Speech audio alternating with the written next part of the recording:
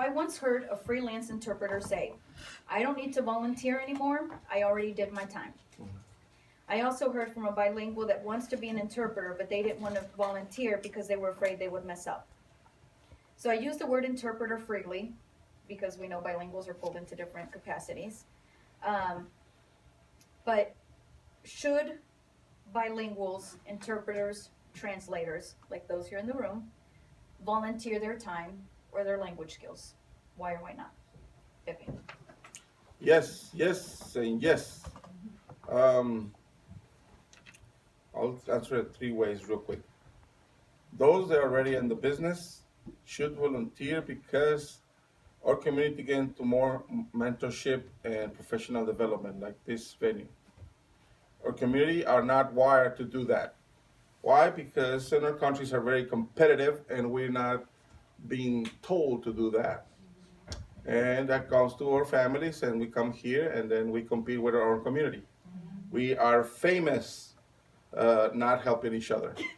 Okay, so we should do that.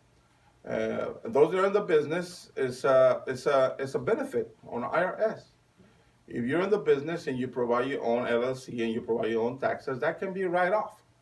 Okay, so it's plenty of benefits, and you're helping the community. Okay, part of the program that I do is says you like to work with people.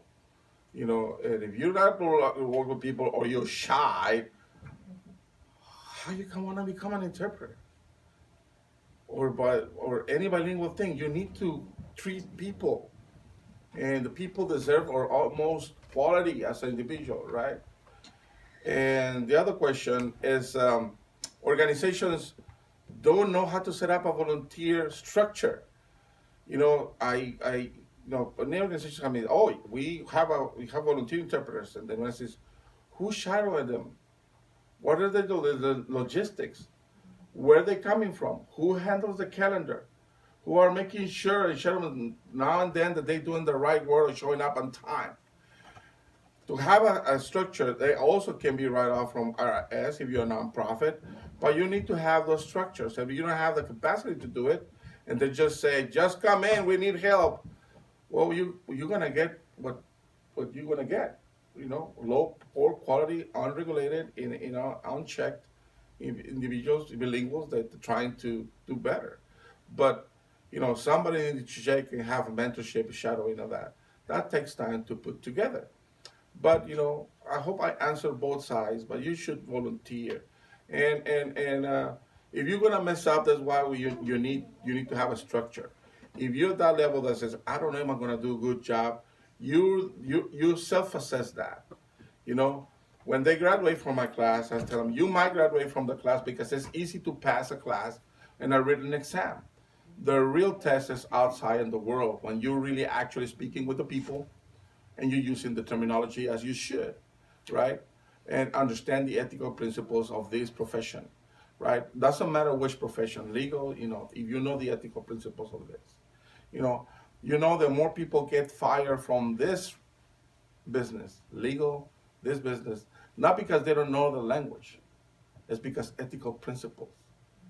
They do something they shouldn't be doing, not because they didn't know the language or they were not know how to understand it, right? They can improvise. We can improvise. We're very resilient, but they got fired or they got dismissed because ethical principles. They don't know how to behave. And that's why I love that you're doing this for them as building their risk. I will build on yes, yes, and yes. Love that. Love what you covered. But I also have other points. One, and I was looking at your sample resume up there, that it's actually yours, and you have listed, and this is what I do on mine too, and LinkedIn as well, listed all of the non-paid work. Yeah. All of it. Because, and as a person that sits in panels and sits in, sits in boards and meetings, but also in, I'm also, not all the time I'm the person that's hiring the individual, but I sit in a committee that is looking at the person that is wanting the job, a reviewer. When you can see the person through their resume or through an interview outside of the job that they're applying for, It tells you how well-rounded that person is, how resourceful that person is. What more do they have to offer? What is their opportunity to have a growth in their career path? Because I, as a hiring manager, I'm not just hiring you to do the job right now. I'm hiring a person that I can see can have a future and can move up the ladder. So if I can see those things on your resume, if I can see that you're involved in volunteering and providing, doing pro bono work or providing services at a discount for a certain organization, that is going to speak volumes to me about your integrity, about what you're passionate about what your interests are, and about how enthusiastic and ambitious you are in growing in the career or the profession that you're in. Agreed.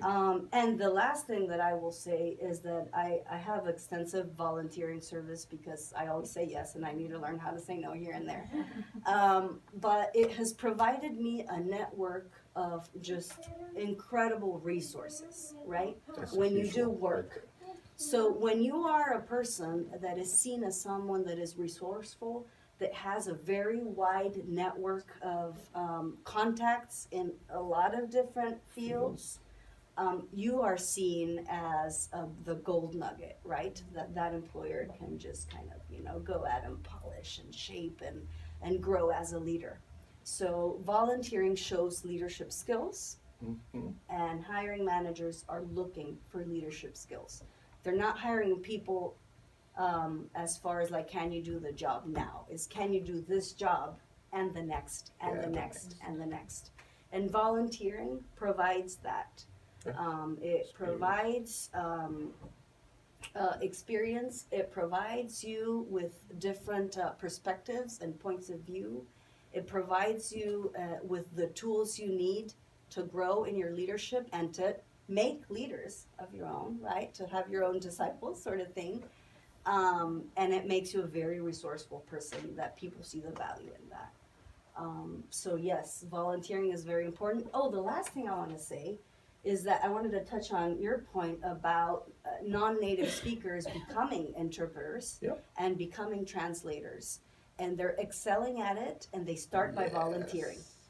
So, and I know a lot of those people in our area who are, English dominant, who grew up with English only, and then they made it as part of their profession. They became bilinguals.